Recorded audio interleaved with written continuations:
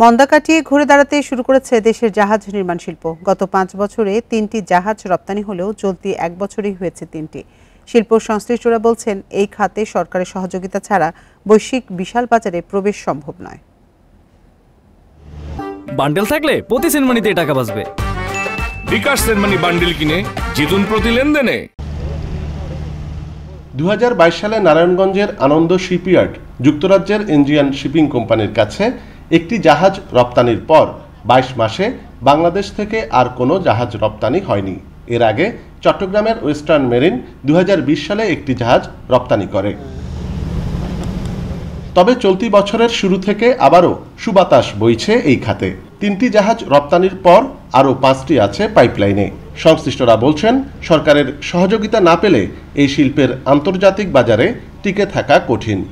এমন সব terms and condition আমি ওই সার্কুলারটা ল্যাপস হয়ে গেছে, ওখান থেকে কেউ 1 টাকাও নিতে পারেনি। সো আপনি যেটা বলছেন কী করতে পারে, গভর্নমেন্টের ফান্ড আছে 2000-3000 কোটি টাকা কোনো ব্যাপার না। আর এটা তো আমরা লং টার্ম, আমরা তো জমি জমা কিনছি না। শিপ বিল্ডিং ইন্ডাস্ট্রি হলো is being supported by the government policy. গভর্নমেন্টের কাজ হবে পলিসি, যেটা আপনার বিজনেস বান্ধব হতে হবে। 2 নম্বর ব্যাংকের যে কাজগুলি প্র্যাকটিক্যাল হতে হবে। 3 নম্বর যেহেতু এটা গ্রিন এমিটিং একটা ইন্ডাস্ট্রি, সেখানে গ্রিন ফান্ডটা এখানে দেওয়া উচিত। বিশ্বে জাহাজ নির্মাণ শিল্পের বার্ষিক বাজার প্রায় $400 বিলিয়ন। তার বিপরীতে গত 2 দশকে দেশের অর্জন 200 মিলিয়নের কাছাকাছি।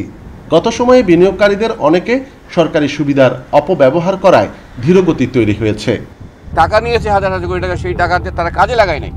তো আপনি খালি নীতি সহায়তা দিলে ব্যাংকিং বান্ধব বা পরে ইনভেস্টমেন্ট বান্ধব ব্যাংকিং করলেই তো হবে না, সেই টাকাটা তো ইনভেস্টরদের কাজে লাগাতে হবে।